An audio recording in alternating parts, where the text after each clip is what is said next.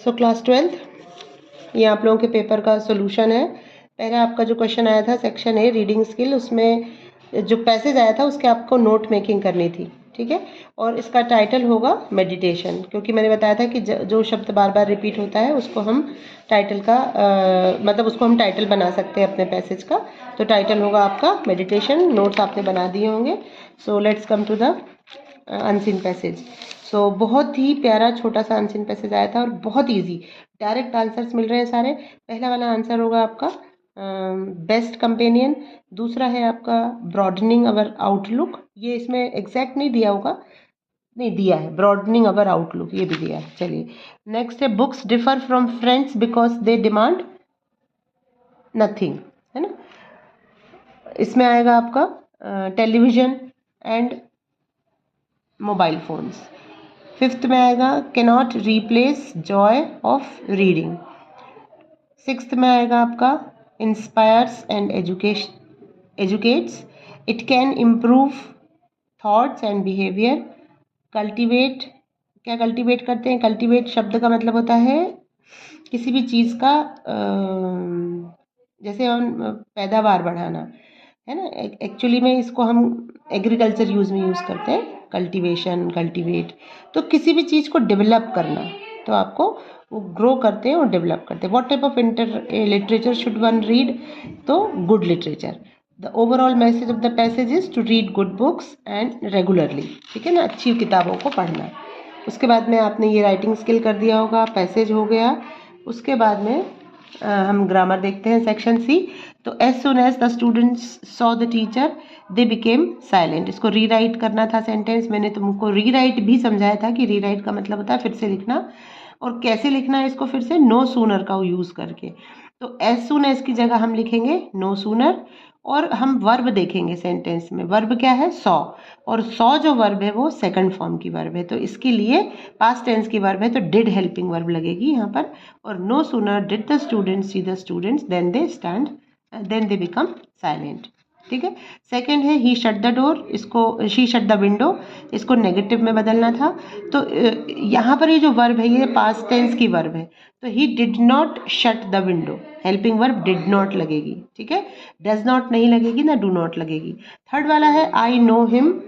आई know him का voice change करना है, तो he is known to me, ये हो जाएगा। If they do not work hard they will not get good marks. तो इसमें हमको रीराइट करना था अनलेस का यूज़ करके। तो इफ़ की जगह पर हमें अनलेस लगाना था, लेकिन अनलेस में नेगेटिव छुपा हुआ होता है, तो डू नॉट को हमें हटाना पड़ेगा।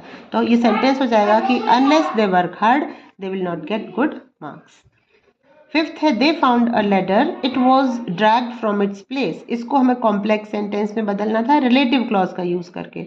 और मैंने बताया था कि रिलेटिव क्लॉज जब व्यक्ति के बारे में बात होती है तो हु लग के बनता है, और जब वस्तु के बारे में बात होती है तो विच लगता है। अब यहाँ लेडर, लेडर का मतलब होता है सीढ़ी, तो वस्तु की बात हो रही है तो सिंपली ये क्या हो जाएगा? दे found a ladder which was dragged from its place. Dragged मतलब खींचना, घसीटना।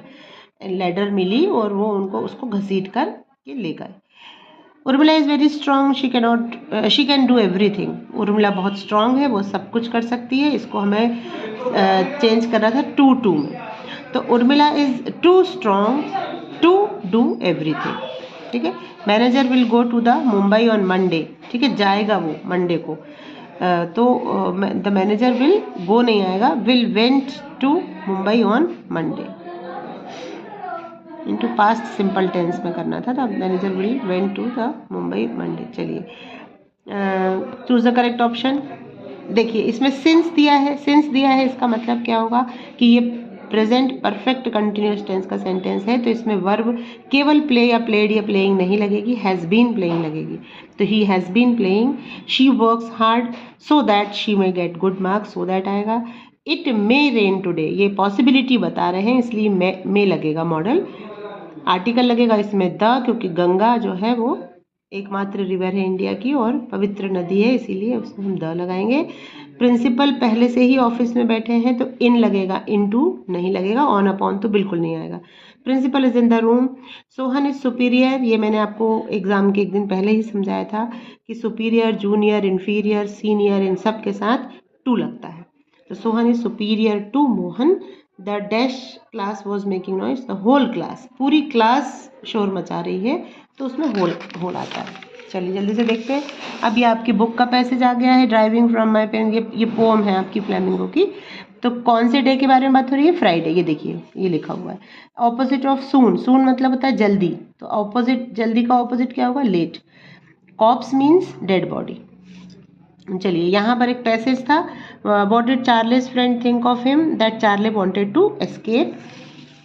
What was the obvious step taken, यहाँ लिखा हुआ है पहली लाइन में। ऑब्वियस स्टेप क्या लेना था उसको? He talk to a psychiatrist friend. Who is the main character of the story? Charlie. The antonym of wonder is stay. Wonder का मतलब होता है घूमना, यहाँ वहाँ। तो रोम मतलब भी घूमना, स्ट्रॉल मतलब भी घूमना, रैम्बल मतलब भी घूमना, तो इसका सही है एंटोनिम मतलब ऑपोजिट, स्टे। चलिए फ्लेमिंगो का आपका एक्सट्रैक्ट आ गया। इसमें ये भी बहुत इजी आया है। एक्सट्रैक्ट कहाँ से लिया है? द रैट ट्रैप से लिया है। What did the host offer the stranger? Supper and tobacco. Why was the owner happy to see? वो क्यों हो गया था हैप्पी क्रॉफ्टर?